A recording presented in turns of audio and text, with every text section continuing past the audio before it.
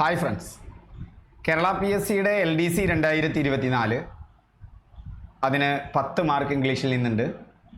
അപ്പോൾ ഇംഗ്ലീഷിൽ ആ മാർക്കുകൾ ഉറപ്പിക്കാൻ ഞാൻ എപ്പോഴും പറയുന്നത് പോലെ നിങ്ങൾ ചെയ്യേണ്ടത് വേറൊന്നുമല്ല, വളരെ സിമ്പിളായ കാര്യമാണ്. മുൻകാല ചോദ്യങ്ങൾ, ആ മുൻകാല ചോദ്യങ്ങളോടുള്ള അനുബന്ധ വസ്തുതകളും നന്നായി പഠിച്ചു പോവുക.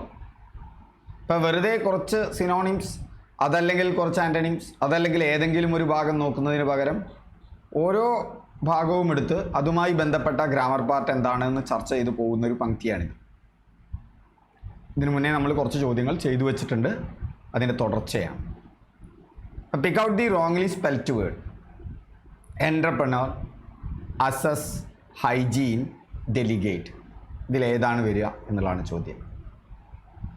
ഇതിലേതാണ് റോങ്ലി സ്പെൽറ്റ്? അപ്പം നമ്മളിങ്ങനെ വെറുതെ പഠിച്ചു പോയിട്ട് കാര്യമില്ല, യഥാർത്ഥത്തിൽ ഇത് നമ്മുടെ കയ്യിൽ ഒതുങ്ങുന്നതുമാണ്. അപ്പോൾ ഇപ്പം ഈ ചോദ്യത്തിലുള്ള ഒന്ന് നമുക്ക് നോക്കാം. എൻ്റർപ്രണർ, അത് കറക്റ്റ് സ്പെല്ലിങ്ങാണ്. ഇനി ഓർത്ത് വയ്ക്കാൻ ഒരു വഴി എന്ന് പറയുന്നത്, അവിടെ ഒരു എൻ്റർപ്രണറിൽ നിങ്ങൾ നോക്കുക, അവിടെ എന്തുണ്ട്? ഒരു ENT ഉണ്ട് അല്ലേ? എൻ്റർപ്രണറിൽ ഒരു ENT ഉണ്ട്. അപ്പോൾ എൻ്റർപ്രണർ എന്ന് പറയുന്നതിൽ ക്ലിയർ ആയല്ലോ, ENT സ്പെഷ്യലിസ്റ്റാണ്. ആ ENT സ്പെഷ്യലിസ്റ്റാണ് എൻ്റർപ്രണർ എന്ന് ആലോചിക്കുക. അതിലൊരു റീ ഉണ്ട്. എൻ്റർപ്രണറിൻ്റെ ഗുണം എന്താ?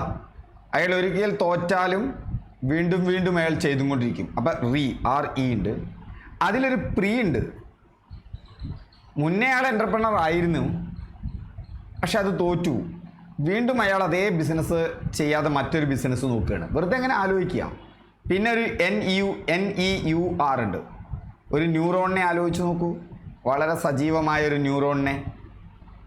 ആ ന്യൂറോണിൽ NEUR ഉണ്ട്. ഇപ്പോൾ ആ സ്പെല്ലിങ് നിങ്ങളുടെ മനസ്സിൽ വന്നല്ലോ, ENT ഉണ്ട്. ഇതിങ്ങനെ ചങ്ക് ചെയ്യുക, മുറിച്ച് നമ്മൾ നോക്കിയാൽ നമുക്ക് കിട്ടും. എന്നിട്ട് അസോസിയേറ്റ് ചെയ്യുക. അപ്പോൾ നമുക്ക് അതിൻ്റെ സ്പെല്ലിങ് മിസ്റ്റേക്കായി പോവില്ല. എൻ്റർപ്രണർ. അപ്പോൾ ENT ഉണ്ട്, RE ഉണ്ട്, PRE ഉണ്ട്, പ്രീ ഉണ്ട്, പിന്നെ NEUR ഉണ്ട്. ന്യൂറോണിലെ NEUR ഉണ്ട്. ഓക്കെ, ഈ മെത്തേഡ് ഗുണം ചെയ്തോ എന്നുള്ളത് നിങ്ങളൊന്ന് പറയണം. ഇനി അടുത്ത ശരിയായ സ്പെല്ലിംഗ് എന്തായിരുന്നു? അതും ശരിയാണ്, അസസ് എന്നുള്ളത്. അസസ് എന്ന് പറഞ്ഞാൽ നമ്മളെ വിലയിരുത്തലാണല്ലോ. നമ്മളെ വിലയിരുത്തുകയാണ്. വിലയിരുത്തൽ സാധാരണ നമ്മുടെ എവിടെയാണ് വിലയിരുത്താറ്? നമ്മളുടെ സക്സസ്സാണ്. സക്സസ്സിനാണ് നമ്മളെ പലപ്പോഴും വിലയിരുത്താറ്. നമ്മൾ വിജയിക്കാൻ പറ്റിയോ? സക്സസ്സിനെ എന്തിനെ അടിസ്ഥാനപ്പെടുത്തിയിട്ടാണ് വിലയിരുത്താറ്? നമ്മുടെ സ്കോറിനെ അടിസ്ഥാനപ്പെടുത്തിയിട്ടാണ്. അപ്പോൾ ഈ 2 S എന്ന് പറഞ്ഞാൽ അസസ്സിൽ രണ്ടോടത്തും 2 S ഉണ്ട്. ആ 2 S ഒന്ന് സക്സസ്സിനെയും ഒന്ന് നമ്മുടെ സ്കോറിനെയും സൂചിപ്പിക്കുന്നു എന്ന് വിചാരിക്കുക. അപ്പോൾ അസസ്സിൽ എല്ലാ കാലത്തും നമുക്ക് 2 S ഉണ്ട് എന്ന് ഓർത്തിരിക്കാൻ പറ്റും. കണക്ട് ചെയ്യുക, അതൊരു മെത്തേഡാണ്. ഹൈജീൻ. അപ്പോൾ ഹൈജീൻ എന്ന് പറയുമ്പോൾ നമുക്കറിയാം അത് എന്താണ്? ഹൈജീനാണ്. ആ G എന്ന് പറഞ്ഞാൽ നല്ല വൃത്തിയുള്ള ആളായി മാറണമെങ്കിൽ ഗുഡ് ഗ്രൂമിങ് അല്ലേ? നന്നായി വളർത്തപ്പെട്ട ഒരാൾക്കാണ് നല്ല ഹൈജീനായിട്ടുള്ള ഹാബിറ്റ് ഉണ്ടാവുള്ളൂ. അപ്പോൾ ആ G ഗുഡ് ഗ്രൂമിങ്ങിന് വേണ്ടി നിൽക്കുന്നു എന്ന് വിചാരിക്കുക. അതായത് ഹൈജീൻ ഇതല്ല എന്ന് വിചാരിക്കുക. J അല്ല, ഗുഡ് സ്വഭാവം, ഗുഡ് ഹാബിറ്റ്സ്. ഹൈജീൻ എന്ന് പറയുന്നത് ഗുഡ് ഹാബിറ്റ് ഉള്ളവർക്കേ ഉണ്ടാവുള്ളൂ എന്ന് വിചാരിച്ചാൽ മതി. അങ്ങനെ വിചാരിച്ചാലും മതി. ഓക്കെ, ഇനി ഒരു പ്രശ്നം വരിക ഇവിടുത്തെ Iയിലും Eയിലുമാണ് അല്ലേ? ഹൈജീനിൽ ഒരു പ്രശ്നം വരിക എന്താണ്? Iയിലും Eയിലുമാണ്. IE ആണോ EI ആണോ? ഇങ്ങനെയും വരാം. അപ്പം IE ആണെങ്കിൽ നമ്മൾ എങ്ങനെയാണ് മനസ്സിലാക്കുക? ഹൈജീൻ എന്ന് പറയുമ്പോൾ എൻ്റെ കണ്ണും വൃത്തിയായിട്ടിരിക്കണം അല്ലേ? കണ്ണാണ് ഏറ്റവും വൃത്തിയായിട്ട് സൂക്ഷിക്കേണ്ടത്. എപ്പോഴും കഴുകിയും, വേനൽക്കാലമൊക്കെ ആണെങ്കിൽ ഇപ്പോൾ മഴക്കാലമായി ഒക്കെ സൂക്ഷിക്കേണ്ടത്.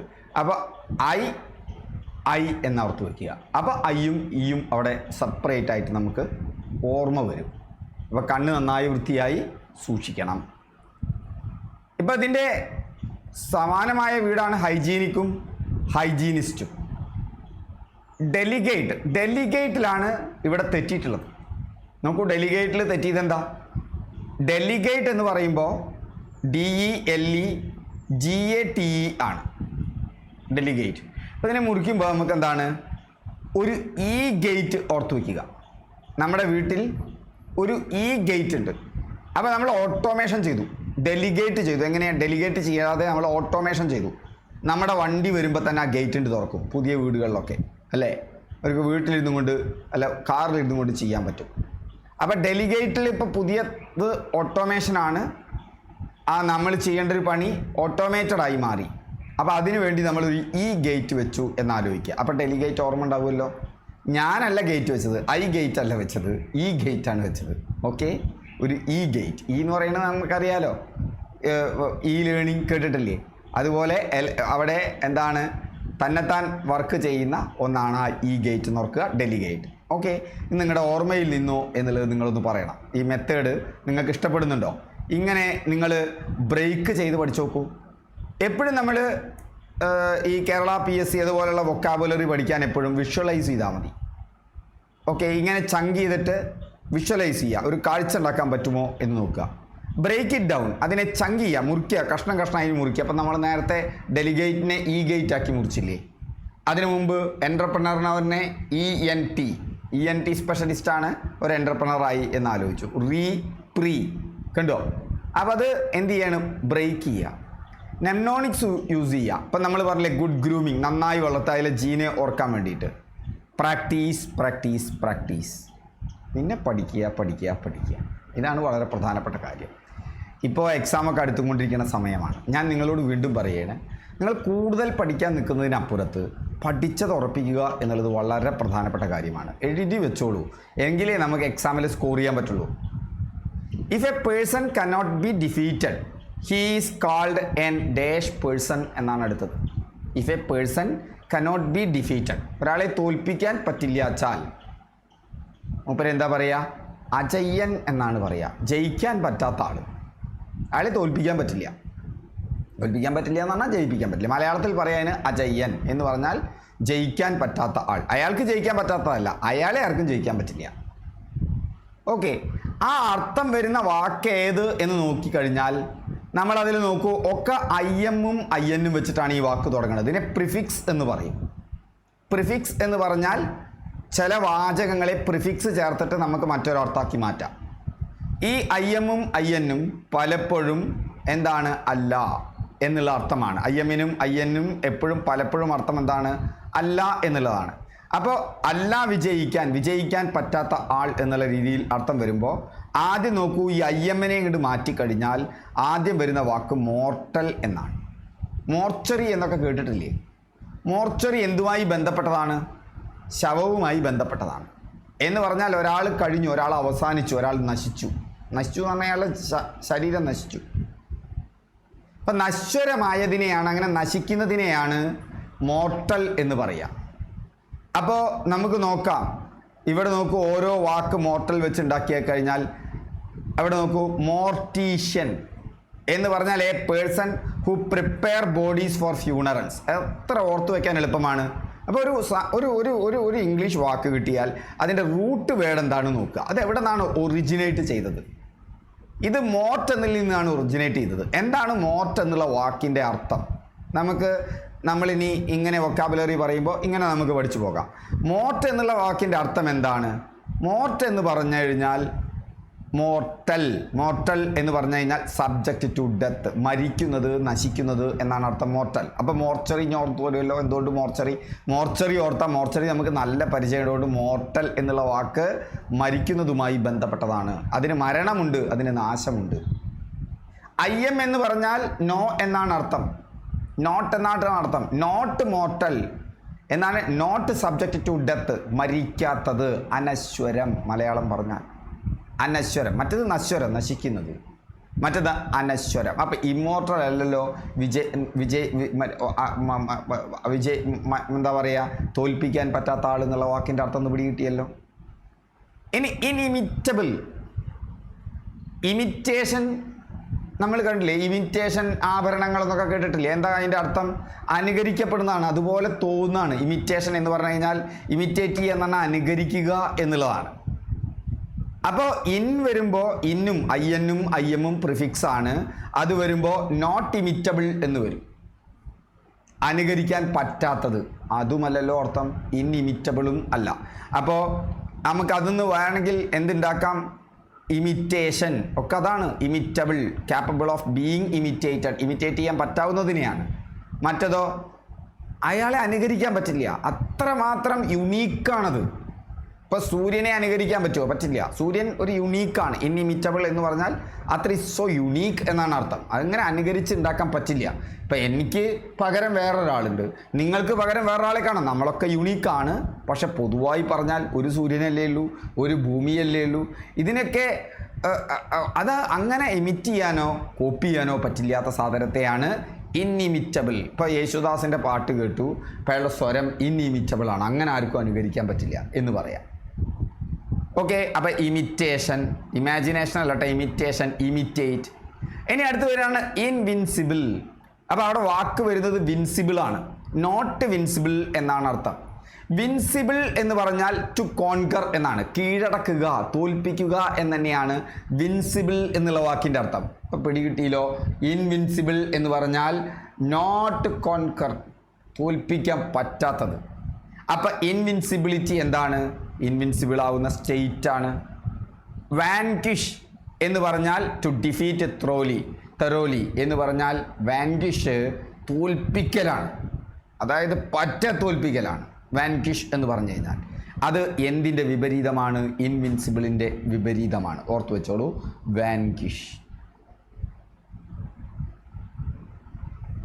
അപ്പോൾ നമ്മൾ ഇങ്ങനെയൊക്കെ പഠിക്കുകയാണെങ്കിൽ സമയം എടുക്കുന്നേ ഉള്ളൂ, പക്ഷേ ഇത് സക്സസ് ആണ്. PSCക്കൊക്കെ പഠിക്കുമ്പോൾ ഇങ്ങനെ പഠിച്ചു കഴിഞ്ഞാൽ നിങ്ങളുടെ വൊക്കാബുലറി ഡെവലപ്പായി വരും. ഒരു 100 വൊക്കാബുലറി ഒരു ദിവസം പഠിക്കുന്നതിനപ്പുറത്തേക്ക് കുറച്ച് ഇങ്ങനെ ചോദ്യപേപ്പറിൽ നിന്ന് പഠിച്ച് വരിക. അപ്പം ഇനി 4. അപ്പം ഇതാണ് ശരി, ഇവിടുത്തെ കറക്റ്റ് ആൻസർ ഇൻവിൻസിബിൾ ആണ്. ഇനി അടുത്തത് ഇൻഫാലബിൾ. ഇൻഫാലബിൾ എന്നുള്ളതിൻ്റെ അർത്ഥം എന്താണ്? അതിൻ്റെ അർത്ഥം ഫാൾസ് എന്ന് പറഞ്ഞാൽ എന്താ? തെറ്റ്. ആ ഫാലബിൾ അതുമായി ബന്ധപ്പെട്ടതാണ്. ഫാലബിൾ എന്ന് പറഞ്ഞു കഴിഞ്ഞാൽ എന്താണ്? മിസ്റ്റേക്സോ റോങ്ങോ, തെറ്റ് വരാനുള്ള സാധ്യതയാണ് അല്ലേ, അല്ലെങ്കിൽ തെറ്റുണ്ടാക്കാനുള്ള പ്രേരണയാണ്. ആ പ്രേരണ ഇല്ലാത്തത് എന്ന് പറഞ്ഞാൽ അത് തെറ്റാവാൻ സാധ്യത ഇല്ലാത്തത്, ഇൻഫാലിയബിൾ എന്ന് പറയുന്നത്. ഇപ്പോൾ ഫാലിയബിലിറ്റി പഠിച്ചു. ഫാലസി എന്താ? ഫാലസി അതായത് ഫാലസി എന്ന് പറയുന്നത്, ഫാലിയബിൾ എന്ന് പറഞ്ഞാൽ നമുക്ക് മനസ്സിലായി. ഫാലിയർ എന്ന് പറഞ്ഞാൽ എന്താ? ടു ഡിസീവ്, ചതിക്കുക എന്നുള്ളതാണ്. തെറ്റ് പറ്റുക, മിസ്റ്റേക്ക് ആവുക എന്ന് പറഞ്ഞാൽ ഒരു തരത്തിലുള്ള, ഒന്നില്ലെങ്കിൽ നമ്മൾ ചതിക്കപ്പെടുന്നു അല്ലെങ്കിൽ മറ്റൊരാൾ ചതിക്കപ്പെടുന്നു. നമുക്കാണ് തെറ്റ് പറ്റുക വെച്ചാൽ നമ്മൾ അറിയാതെ ചതിക്കപ്പെടുന്നതാണ്. ഇല്ലാത്തൊരു ഇൻഫർമേഷൻ കിട്ടുകയാണല്ലോ, ആ വാക്കിനോട് അർത്ഥമുണ്ടല്ലോ. അപ്പോൾ അവിടെ നോക്കൂ, ഫാലസി എന്ന് പറഞ്ഞാൽ എന്താണ്? അത് അർത്ഥമില്ലാത്ത ഒരു വാദം, ചാബല്യം അല്ലേ. അപ്പോൾ ഒരു മിസ്റ്റേക്ക് ബിലീഫ്, ഒരു എന്താ പറയുക, ഒരു അർത്ഥമില്ലാത്ത തെറ്റായ ഒരു വിശ്വാസം, ഇതൊക്കെ ഫാലസിയാണ്. അതൊക്കെ ഒരു ഫാലസിയാണ് എന്ന് പറഞ്ഞു കഴിഞ്ഞാൽ അതൊക്കെ വെറുതെ ഒരു തെറ്റായ ധാരണയാണ്. ഒരു തെറ്റിദ്ധാരണ എന്നല്ലട്ടോ പറയുന്നത്, ഒരു തെറ്റായ ധാരണയാണ്. അപ്പോൾ നമുക്കങ്ങനെ ഓരോ കാര്യങ്ങളെക്കുറിച്ചും പറയാം, അവൾക്ക് ഭയങ്കര ഫാലസിയാണ് എന്നൊക്കെ പറയാം നമുക്ക്. അപ്പോൾ അടുത്തത് ലേസി എന്നുള്ള വാക്കിൻ്റെ സിനോണിം എന്താ? ലേസി എന്നുള്ള വാക്കിൻ്റെ സിനോണിം എന്താണ് എന്നുള്ളതാണ് അടുത്ത ചോദ്യം. ഓക്കെ, ലേസി എന്നുള്ള വാക്കിൻ്റെ സിനോണിം മടി എന്നുള്ളതാണ്. മടിക്ക് ഇൻസസൻ്റ്, നിലയ്ക്കാത്ത, കണ്ടിന്യൂസ് ആയി ചെയ്യുന്ന ആൾ. ചെയ്യലാ വല്ലതുമാവുവോളം ചെയ്തിടാലൊട്ടത് നിർത്തിയിടല്ല. ഒരു കാര്യം ആണ് ചെയ്തു വെച്ചിട്ട് പിന്നെ ചില ആൾക്കാർ മടി പിടിച്ച് നിർത്തും. അപ്പോൾ ശ്രീനാരായണ ഗുരു പറയണത് ആവോളം ചെയ്യാതെ ചെയ്യലാ വല്ലതുമാവുവോളം ചെയ്തിടാലൊട്ടത് നിർത്തിയിടല്ല. നിങ്ങൾ PSCക്ക് പഠിക്കാൻ തുടങ്ങിക്കഴിഞ്ഞാൽ ഒരു ഘട്ടം വെച്ചിട്ട് മടുത്ത് പിന്മാറരുത്. നിങ്ങളത് വർക്ക് ചെയ്തുകൊണ്ടേ ഇരിക്കുക, ഒരു ദിവസം നിങ്ങൾ വിജയിക്കും. അപ്പോൾ നിങ്ങൾ ഇൻസസൻ്റ് ആവണം. അവിടെ നിലയ്ക്കാത്ത മഴ പറയണം. ഇപ്പം നല്ല മഴ പെയ്യുന്നുണ്ട് പുറത്ത്, നിങ്ങളുടെ നാട്ടിൽ മഴ ഉണ്ടോ? കുറച്ച് നേരമായിട്ട് മഴ പെയ്യാണ്, അതായത് ഉച്ച മുതൽ മഴയാണ്, ഇപ്പോഴും ഇവിടെ മഴ നിന്നിട്ടില്ല. അപ്പോൾ റെയിനെ കുറിച്ച് എനിക്ക് പറയാം, ഇൻസസൻ്റ് റെയിൻ. അപ്പോൾ എന്താ അതിൻ്റെ അർത്ഥം? തോരാത്ത മഴ. കണ്ട, തോരാത്ത മഴ, ഇൻസസൻ്റ്. സീസി എന്ന് പറഞ്ഞാൽ നിൽക്കുക എന്നാണ് അർത്ഥം. സീസ്, സ്റ്റോപ്പ് എന്നാണ് അർത്ഥം. ഇൻസസൻ്റ് എന്ന് പറഞ്ഞാൽ സ്റ്റോപ്പ് ചെയ്യാത്തത്. ഇൻ വന്നു, നോട്ട് സീസ്ഡ് ആണ്. മനസ്സിലാവുന്നുണ്ടല്ലോ? അപ്പോൾ ഇൻസസൻ്റ് ആണ് അവിടെ കറക്റ്റ് ആയിട്ടുള്ള അർത്ഥം, തോരാമഴ. ഇപ്പം ലേസിയുടെ മറ്റൊരു മീനിങ് ചോദിച്ചാൽ ഐഡിൽ, മടിയൻ, അതായത് ഐഡിൽ ഒക്കെ ലേസിയൊക്കെ സിനോണിംസ് ആണ്. അതുപോലെ തന്നെ സ്ലോത്ത്ഫുൾ, ഇത് എന്തിൻ്റെ മീനിങ് ആണ്? മറ്റേ സിനോണിം ആണ്. ഈ ഐഡിലിൻ്റെ സിനോണിം ആണ്. ഇൻഡോളൻറ്റ്, ഐഡിൽ. അപ്പോൾ ഐഡിൽ, സ്ലോത്ത്ഫുൾ, ഇൻഡോളൻ്റ് ഒക്കെ ലേസിയുടെ സിനോണിം ആണ്. ഇൻസസൻ്റ് അതിൻ്റെ വിപരീതമാണ്. അടുത്തത് ആക്റ്റീവ് വോയിസും പാസീവ് വോയിസും ഉണ്ടാക്കാനാണ്. അപ്പോൾ ആക്റ്റീവ് വോയിസും പാസീവ് വോയിസും എങ്ങനെ ഉണ്ടാക്കുക? നമ്മൾ ഉണ്ടാക്കാം, നമ്മൾ നോക്കുകയാണ് കേട്ടോ. ഓക്കെ, അവിടെ wear did she hide the necklace, അതിൻ്റെ അർത്ഥത്തിലേക്ക് പോകുന്നതിന് മുമ്പ് ആക്റ്റീവ് എന്താ പാസീവ് എന്താന്ന് പഠിക്കാം, എന്നിട്ട് നമുക്ക് അതിൻ്റെ അർത്ഥത്തിലേക്ക് പോകാം. ആക്റ്റീവ് വോയിസും പാസീവ് വോയിസും ഞാൻ ഇതിന് മുന്നേ പറഞ്ഞിട്ടുണ്ട്, ഇനിയും ചോദ്യം വരുമ്പോൾ പറയും. അറിയുന്നവരൊന്ന് ഫാസ്റ്റ് ഫോർവേഡ് അടിച്ച് പറഞ്ഞാൽ മതി, കാരണം ഞാൻ ആ ചോദ്യത്തിൻ്റെ ഒപ്പം ആക്റ്റീവും പാസീവും പറഞ്ഞു പോകും. അപ്പോൾ ഇംഗ്ലീഷ് അറിയാത്തവർക്ക് അതിൻ്റെ ബേസ് തൊട്ട് തന്നെ മനസ്സിലാവും.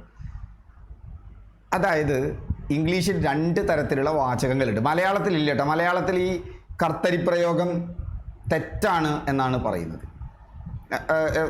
കർത്താവും കർമ്മവുമുണ്ട്. കർമ്മണി പ്രയോഗം എന്ന് പറഞ്ഞാൽ രാമൻ രാവണനെ കൊന്നു, രാവണൻ രാമനാൽ കൊല്ലപ്പെട്ടു എന്ന് മലയാളത്തിൽ പറയുന്നത് ശരിയായ രീതിയല്ല എന്നാണ് പറയുന്നത്. ഇപ്പോൾ പലപ്പോഴും വാചകശുദ്ധി എന്നുള്ള വാക്ക് ഇത് മലയാളത്തിൽ വരുമ്പോൾ ഇങ്ങനെ ഈ പെട്ടു അങ്ങനെ അർത്ഥമുള്ള സാധനങ്ങളിലായിരിക്കും പലപ്പോഴും അതിൻ്റെ തെറ്റ് കിടക്കുക. അപ്പോൾ അത്തരം വാക്കുകൾ കണ്ടെത്തിയാൽ തന്നെ നമുക്ക് വാക്യശുദ്ധി വരുത്താം. പക്ഷേ ഇംഗ്ലീഷിൽ ഈ ആക്റ്റീവ് വോയിസും പാസീവ് വോയിസും എന്താണ്? അനുവദനീയമാണ്. അപ്പോൾ ഇംഗ്ലീഷിലൊരു രീതിയുണ്ട്. എന്താ രീതി? സാധാരണ സബ്ജക്റ്റ് കഴിഞ്ഞാൽ വെർബ് കഴിഞ്ഞാൽ ഒബ്ജക്റ്റ്. നമ്മൾ സാധാരണ പറയുന്ന രാമൻ രാവണനാൽ കൊല്ലപ്പെട്ടു, അതിലേതാ വെർബ് എന്ന് പറഞ്ഞാൽ ആക്ഷൻ വേർഡാണ്.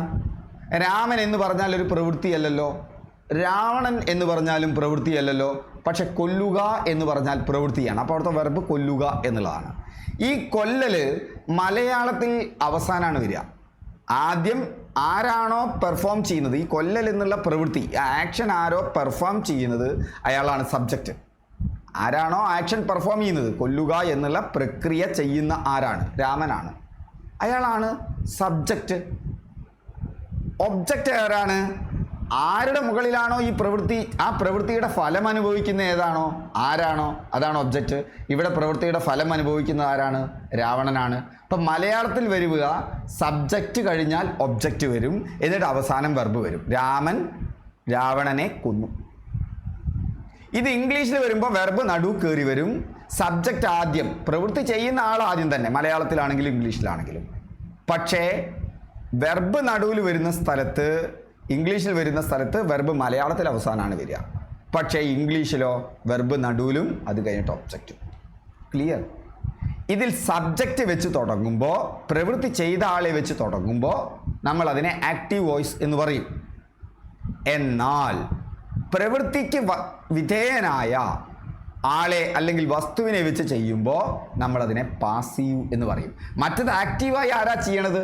അയാൾ. ആരുടെ മുകളിൽ ആക്ഷൻ വരുന്നത്? അത് പാസീവ്. ഇത്രയേ ഉള്ളൂ. ഇനി നമുക്ക് നോക്കാം. അങ്ങനെ വരുമ്പോൾ എന്താണ്? She ഹിഡ് the necklace. അവിടെ ഷീ ഹൈഡ് ദ നെക്ലസ് ആണല്ലോ, ഞാൻ ഷീ ഹിഡ് ദ നെക്ലസ് എന്നാക്കി മാറ്റി. ഇവിടുത്തെ വെർബ് ഏതാ? ഹിഡാണ്. ആരാണ് ഹിഡ് ഒളിപ്പിച്ചു വെച്ചത്? അവളാണ്. അതുകൊണ്ട് ഇവിടെ സബ്ജക്റ്റ് കഴിഞ്ഞിട്ട് വെർബ് വരുന്നുണ്ട്, വെർബ് കഴിഞ്ഞിട്ട് നെക്ലസ് വരുന്നുണ്ട്. അതുകൊണ്ട് ഇത് എന്തെന്നെയാണ്? ആക്റ്റീവ് വോയിസ് ആണ്. അവൾ എന്താണ് ഒളിപ്പിച്ചു വെച്ചത്? നെക്ലസ് ആണ്. അതുകൊണ്ട് ഇവിടുത്തെ ഒബ്ജക്റ്റ് നെക്ലസ് ആണ്. ഇത് നെക്ലസ് വെച്ച് തുടങ്ങുമ്പോഴോ? നെക്ലസ് വെച്ച് തുടങ്ങുമ്പോൾ നിങ്ങൾ ദ നെക്ലസ് വെച്ചിട്ട് തന്നെ തുടങ്ങുക. The necklace. ഇനിയാണ് രസം. ഇനി വെർബിനൊരു മാറ്റം വരും. ഇത്ര മാത്രം ഓർത്ത് വെച്ചാൽ മതി. വെർബിന് വരുന്ന മാറ്റം നിങ്ങൾ ശ്രദ്ധിച്ചോ. വളരെ കുറഞ്ഞ കാര്യങ്ങൾ കൊണ്ട് നമുക്ക് വെർബിന് വരുന്ന മാറ്റം. വെർബ് V1 ആണെങ്കിൽ, വെറും V1. എന്താ V1 എന്ന് പറഞ്ഞാൽ? അപ്പോൾ അവിടെ നമുക്കിപ്പോൾ ഒരു റൈറ്റ്, ഇത് V1 ആണ്. അല്ലെങ്കിൽ എസ് ഫോം, റൈറ്റ്സ്, ഇത് രണ്ടും ഒന്നാക്കി എടുക്കുക. V1 എസ് ഫോമോ വന്നാൽ, അതായത് ഹി റൈറ്റ് എ ലെറ്റർ എന്നാണ് വരുന്നത് വിചാരിച്ചോളൂ. He writes a letter. ഇതിനെ പാസീവ് ആക്കണമെങ്കിൽ നമുക്കറിയാം ആരാ കത്തെഴുതുന്നത്? ഹി സബ്ജക്റ്റ് ആണ്. എ ലെറ്റർ ഒബ്ജക്റ്റ് ആണ്. അപ്പോൾ ഇവിടെ ഒബ്ജക്റ്റ് വെച്ച് തുടങ്ങണം. എ ലെറ്റർ വെച്ച് തുടങ്ങി. ഓക്കെ, ഇനി റൈറ്റ്സ് അല്ലേ? ആ റൈറ്റ്സിനെ അതുപോലെ എടുത്ത് എഴുതരുത്. അത് പാസീവിലാക്കുമ്പോൾ പാസീവിൽ ഒരൊറ്റ ഫോം മാത്രമേ ഉള്ളൂ, വെർബിൻ്റെ third form. Write, wrote, written. Third ഫോമേ ഉപയോഗിക്കാൻ പാടും. ഓക്കെ, ഒന്ന്. ഏത് പാസീവിലും തേർഡ് ഫോമേ ഉപയോഗിക്കുള്ളൂ. ഇനി ഇത് എന്താണ്? V1 SO ആണെങ്കിൽ ഇതിൻ്റെ ഒപ്പം ഈസ്, ആം, ആർ ഉപയോഗിക്കുക. ഇവിടെ ലെറ്റർ ആയതുകൊണ്ട് നമ്മൾ ഈസ് ഉപയോഗിച്ചു.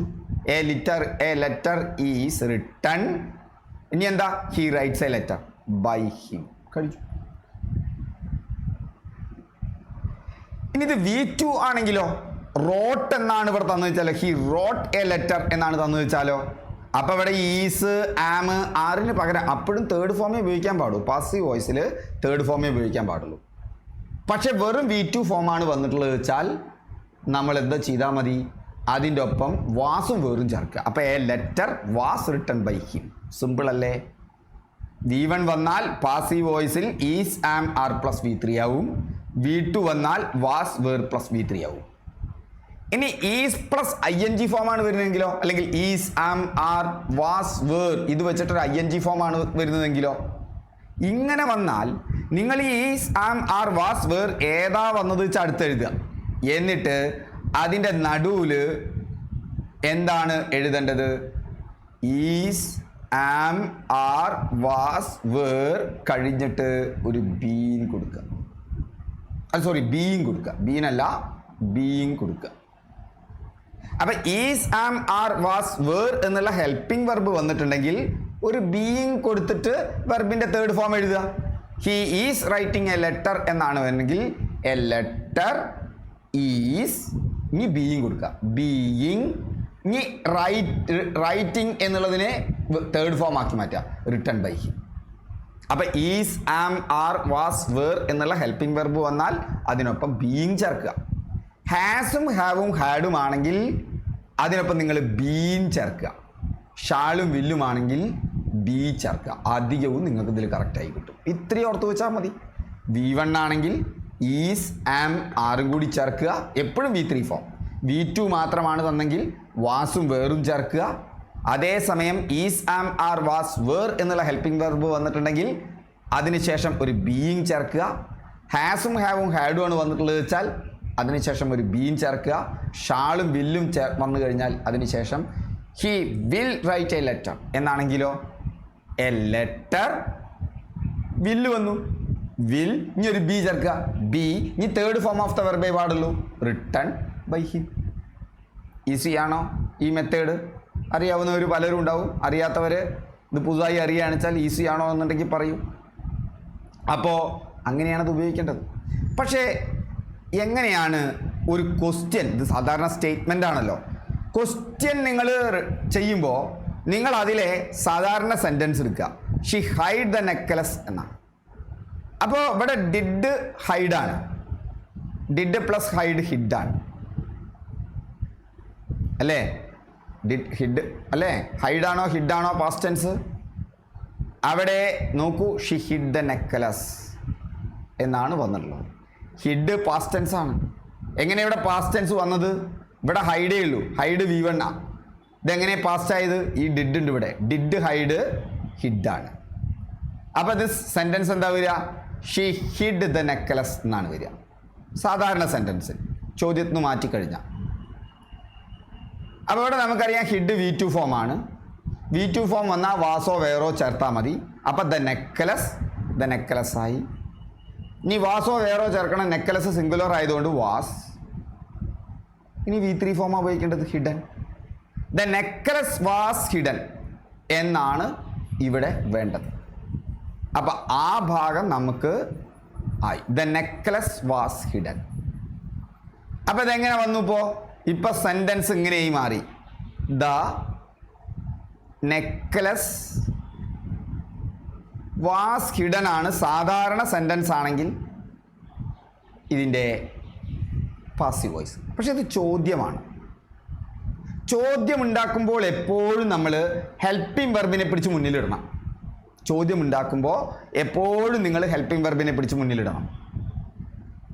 അപ്പോൾ ഇവിടുത്തെ ഹെൽപ്പിംഗ് വെർബ് ഏത് ചോദ്യത്തിനും ആക്റ്റീവ് വോയിസിലാണെങ്കിലും പാസീവ് വോയിസിലാണെങ്കിലും. അപ്പോൾ ഇവിടുത്തെ ഹെൽപ്പിംഗ് വെർബ് ഏതാ? വാസ്. ഈ വാസ് മുന്നിക്ക് വരുന്നു. അപ്പം എന്തായി? വാസ് ദ നെക്ലസ് ഹിഡൻ എന്നായി മാറി. എത്ര സിമ്പിൾ അല്ലേ? കൈ പോകുന്നില്ലേ? വാസ് ദ നെക്ലസ് ഹിഡൻ എന്നായി മാറി വാക്ക്. ഇനി അവിടുത്തെ WH വേർഡ് ഏതാ? Where. Where was the necklace hidden. ഇതാണ് അതിൻ്റെ കറക്റ്റ്. അതുകൊണ്ട് ഓപ്ഷൻ സി ആണ് ഇവിടെ കറക്റ്റ്. ഓക്കെ, അപ്പോൾ ഇത് റെഡി ആയണല്ലോ. അപ്പോൾ നമ്മൾ കഴിഞ്ഞതിൽ അവസാനിപ്പിച്ചതിൽ ഇത്രയും ചോദ്യങ്ങളാണ് ചെയ്യാനുണ്ടായിരുന്നത്. ഇനി നമുക്ക് അടുത്ത ക്വസ്റ്റ്യൻ പേപ്പറിലേക്ക് പോകാം. അതും ഡിഗ്രി പ്രിലിംസ് തന്നെയാണ്. അത് കണ്ടിട്ട് നിങ്ങളിത് LDCക്ക് വരാറുണ്ട്. ഈ ആക്റ്റീവും പാസീവും ഒന്നും ഇത്ര വലിയ പാസീവ് ഒന്നല്ല, അതൊക്കെ LDCക്കും വരുന്നത് തന്നെയാണ്. അപ്പോൾ നമ്മളിങ്ങനെ LDC എല്ലാം ചെയ്തു പോകും, നിങ്ങൾക്ക് കിട്ടുകയും ചെയ്യും. Identify the type of the sentence given below. അറിയാവുന്നവർക്ക് ഫാസ്റ്റ് ഫോർവേഡ് ചെയ്ത് പോകാട്ടോ. അതിൻ്റെ വിശദീകരണവും ഞാൻ തരും. ഇത് കഴിഞ്ഞാൽ നമ്മൾ സ്റ്റാറ്റിക് വേർഡ്സിനെ കുറിച്ച് പറയുന്നുണ്ട്, സ്റ്റാറ്റിക് വെർബ്സിനെ കുറിച്ച് പറയുന്നുണ്ട്. അത് വെച്ചിട്ട് പരീക്ഷയ്ക്ക് വരാറുണ്ട്. അധിക വിശദീകരണങ്ങൾ ഞാൻ യൂട്യൂബിൽ കണ്ടിട്ടില്ല. അപ്പോൾ അത് കണ്ടോളൂ. ഇതറിയാത്തവർ ശ്രദ്ധിക്കുക. How strange she looks. ഇതേത് ടൈപ്പ് സെൻറ്റൻസ് എന്നുള്ളതാണ്. ഇംഗ്ലീഷിൽ പ്രധാനമായും 4 ടൈപ്പ് സെൻറ്റൻസാണുള്ളത് അല്ലേ? ഏതൊക്കെയാ? പലതരത്തിലുള്ള വേർതിരിവുണ്ടിട്ടാ. ഈ തരത്തിൽ വേർതിരിയുമ്പോൾ ഒന്ന് സാധാരണ സ്റ്റേറ്റ്മെൻറ്റ് ഓർ ഡിക്ലറേറ്റീവ് സെൻറ്റൻസ്. സാധാരണ ഒരു സെൻറ്റൻസ് ഒരു ഫുൾ സ്റ്റോപ്പിൽ മൂപ്പര് അവസാനിക്കും. സാധാരണ സെൻറ്റൻസ് ഒരു സ്റ്റേറ്റ്മെൻ്റ് ആയിരിക്കും. Rama is a boy. Earth revolves round the sun. ഒരു പ്രസ്താവന. അപ്പോൾ അതാണ് സ്റ്റേറ്റ്മെൻറ്റ്. ഒന്ന് കളർ കൂട്ടി പറയുകയാണെന്ന് വെച്ചാൽ ഡിക്ലറേറ്റീവ്. Just statement type. ഒന്ന് കളർ കൂട്ടുമ്പോൾ ഡിക്ലറേറ്റീവ്. ഇനി അടുത്ത എന്താ? ചോദ്യങ്ങൾ ചോദിക്കും അല്ലേ? രാമൻ ഒരു കുട്ടിയാണോ? ആരാണ് രാമൻ? ഇതൊക്കെ രാമനെ കുറിച്ച് വെച്ചുകൊണ്ട് നമ്മൾ ചോദ്യങ്ങൾ ഉണ്ടാക്കി. അപ്പോൾ ക്വസ്റ്റ്യൻസ് ആണ്. ഈ ക്വസ്റ്റ്യൻസിനെ പറയുന്ന ഒരു അന്തസ് പറയുമ്പോൾ, അല്ലെങ്കിൽ ഒന്ന് എന്താ പറയുക, ഒരു അക്കാദമിക് പണ്ഡിതനാണെന്നൊക്കെ പറയുമ്പോൾ ഇൻ്ററോഗേറ്റീവ്. അതാണ് ഇൻ്ററോഗേറ്റീവ്. അപ്പോൾ ഇൻ്ററോഗേറ്റീവിൽ ഫുൾ സ്റ്റോപ്പ് ആണോ വരിക? അല്ല, ക്വസ്റ്റ്യൻ മാർക്ക്. അപ്പോൾ ഇൻ്ററോഗേറ്റീവിനെ തിരിച്ചറിയാൻ അതിലൊരു ക്വസ്റ്റ്യൻ മാർക്ക് ഉണ്ടോ എന്ന് നോക്കിയാൽ മതി. അടുത്തത് എക്സ്ക്ലമേറ്ററി. അത്ഭുതം വരുന്നത്. ഏയ് അത്ഭുതം, വാട്ട് എ വണ്ടർഫുൾ സീൻ. എന്തൊരു അത്ഭുതപ്പെടുത്തുന്നൊരു സീൻ. എന്നിട്ട് ഒരു അത്ഭുത ചിഹ്നം ഇടും. നിങ്ങൾ സാധാരണ ചാറ്റൊക്കെ വാട്സപ്പിലൊക്കെ ചാറ്റ് ചെയ്യുമ്പോൾ നിങ്ങൾ ഇമോഷൻസ് കാണിക്കാറില്ലേ? നിങ്ങൾക്ക് ദേഷ്യം വന്നാൽ നിങ്ങൾ എന്ത് ചെയ്യും? നിങ്ങൾക്ക് ദേഷ്യം വന്നു വിചാരിക്കാം, അത് കുട്ടി ചിരിക്കണ പോലെ അല്ലേ? അപ്പോൾ ദേഷ്യം വന്നു കഴിഞ്ഞാൽ നിങ്ങൾ എന്ത് ചെയ്യും? ഇങ്ങനെ പല്ലിളിച്ച് കാണിക്കും അല്ലേ? പല്ലിളിച്ച് കാണിക്കും. ഇങ്ങനെയൊക്കെ നിങ്ങൾ ഇമോജീസ് ഇടാറില്ലേ? ഞാൻ വരച്ച ഇമോജി. പുഞ്ചിരിക്കുകയാണെങ്കിൽ നിങ്ങളൊരു ഇമോജി ഇടും. എങ്ങനെ ഇടുക? നിങ്ങൾ പുഞ്ചിരിക്കുകയാണെങ്കിൽ നിങ്ങൾ എന്ത് ചെയ്യും? ദാ പുഞ്ചിരിക്കുന്നു. ഇങ്ങനെ ഇമോഷൻസ് എക്സ്പ്രസ് ചെയ്യുന്ന സെൻറ്റൻസ് ആണ് എക്സ്ക്ലമേറ്ററി സെൻറ്റൻസ്. അതിലൊരു എക്സ്ക്ലമേറ്ററി മാർക്ക് ഉണ്ടായിരിക്കും. The flower is beautiful. ആ ഒരു സാധാരണ statement. What a wonderful scene, what a wonderful flower, what a beauty it is. അങ്ങനെയൊക്കെ പറയുമ്പോൾ അതൊരു ആശ്ചര്യം, അതിൽ വികാരമുണ്ട്. അങ്ങനെ ഇമോഷൻസ് എക്സ്പ്രസ് ചെയ്യുന്ന എക്സ്ക്ലമേറ്ററി സെൻറ്റൻസിൽ ഒരു എക്സ്ക്ലമേറ്ററി മാർക്ക് ഉണ്ടായിരിക്കും. ഇനി വരുന്നു ഇമ്പരേറ്റീവ് സെൻറ്റൻസ്. ഇപ്പം ഞങ്ങൾ ഈ പാചക വിധികളൊക്കെ യൂട്യൂബിൽ കാണാറുണ്ടോ? കടുകിട്ടു, മുളകിട്ടു, വെളിച്ചെണ്ണ ആദ്യം ഇട്ടു, എന്നിട്ട് അതിലേക്ക് കടുകിടൂ, മുളകിടൂ, എന്നിട്ട് അതിലേക്ക് പപ്പടം ഇടൂ, പൊരിച്ചെടുക്കൂ. ഇങ്ങനെയാണ് അല്ല. എനിക്ക് പാചകം അധികം അറിയാത്തതുകൊണ്ടാണ് ഞാൻ ഇങ്ങനെ പറയുന്നത്. പപ്പടം ഉണ്ടാക്കുന്നത് അറിയാം. ഓക്കെ. അല്ലെങ്കിൽ ചോറുണ്ടാക്കാൻ പറയുകയാണെന്ന് വെച്ചാൽ തിളച്ച വെള്ളം തിളപ്പിക്കൂ. അവിടെയൊക്കെ നിങ്ങൾ നോക്കിയോ? സബ്ജക്റ്റിനെ കുറിച്ച് മുണ്ടിടില്ല. നിങ്ങളോടാ പറയണത്, പക്ഷെ നിങ്ങളെന്ന് പറയുന്നുണ്ടോ? ഇങ്ങനെ നിർദ്ദേശം തരുന്നത്. അല്ലെങ്കിൽ ഇപ്പോൾ ഒരാളോട് സിഗരറ്റ് സ്മോക്ക് ചെയ്യാൻ പറയുകയാണെന്ന് വെച്ചാൽ ടീച്ചർ എന്താ പറയുക? Stop smoking. ഇങ്ങനെ നിർദ്ദേശങ്ങൾ കൊടുക്കുന്ന, അല്ലെങ്കിൽ ആജ്ഞകൾ, ഡു ഇറ്റ് നൗ, ഇപ്പം തന്നെ ചെയ്യ്, അങ്ങനെയുള്ള കമാൻഡ്സ്, റിക്വസ്റ്റ്, ഒരു ലേശം വെള്ളം തരുമോ, please give me some water. ഇങ്ങനെ വരുന്ന സെൻറ്റൻസുകളാണ് ഇമ്പരേറ്റീവ് എന്ന് പറയാം. ഇപ്പം തിരിച്ചറിയാനൊരു സഹായം ഞാൻ പറഞ്ഞുതരാം. ഇമ്പരേറ്റീവ് സെൻറ്റൻസ് തുടങ്ങുക വെർബ് വെച്ചിട്ടാണ്. ഇമ്പരേറ്റീവ് സെൻറ്റൻസ് എന്ത് വെച്ചിട്ടാണ് തുടങ്ങുക? വെർബ് വെച്ചിട്ടാണ് ഇമ്പരേറ്റീവ് സെൻറ്റൻസ് തുടങ്ങുക. അതോടുകൂടി നമുക്ക് അതിൻ്റെ കാര്യം പിടികിട്ടിയല്ലോ. അപ്പോൾ എന്ത് വെച്ചിട്ടാണ്? സെൻറ്റൻസ് തുടങ്ങുക വെർബ് വെച്ചിട്ട്. ഇമ്പരേറ്റീവ് സെൻറ്റൻസ് വെർബിൽ തുടങ്ങുന്നു. ഇപ്പം സാധാരണ സെൻറ്റൻസ് ആണെങ്കിൽ ഒരു ഫുൾ സ്റ്റോപ്പ് ഉണ്ടാവും, ഈ അലങ്കാരങ്ങളൊന്നും ഉണ്ടാവില്ല. ഇൻ്ററോഗേറ്റീവ് ആണെങ്കിൽ അതിലൊരു ക്വസ്റ്റ്യൻ മാർക്ക് ഉണ്ടായിരിക്കും. എക്സ്ക്ലമേറ്ററി ആണെങ്കിൽ അതൊരു എക്സ്ക്ലമേറ്ററി മാർക്ക് ഉണ്ടായിരിക്കും. ഇമ്പരേറ്റീവ് ആണെങ്കിൽ അതൊരു വെർബ് വെച്ചിട്ടാണ് തുടങ്ങുക, സ്റ്റോപ്പ് സ്മോക്കിംഗ്, അല്ലെങ്കിൽ അതിൽ പ്ലീസ് എന്ന് പോലെയുള്ള വാക്കുകൾ ഉണ്ടായിരിക്കും. സിമ്പിളല്ലേ? അങ്ങനെ വെച്ച് നോക്കുമ്പോൾ നമ്മൾ നോക്കൂ, അങ്ങനെ വെച്ച് നോക്കുകയാണെന്ന് വിചാരിച്ചോളൂ, ഇതെന്ത് സെൻറ്റൻസാ?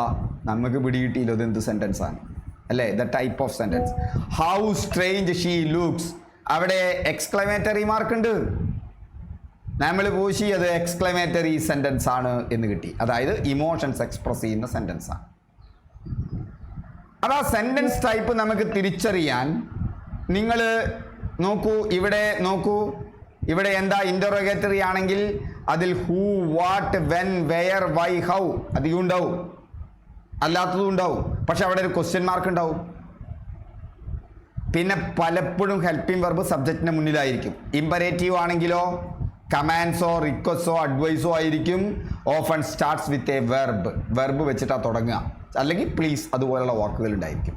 എക്സ്ക്ലമേറ്ററി ആണെങ്കിൽ ഒരു എക്സ്ക്ലമേറ്ററി മാർക്ക് ഉണ്ടായിരിക്കും, സർപ്രൈസും ദേഷ്യമൊക്കെ കാണിക്കാൻ വേണ്ടി ഉപയോഗിക്കും.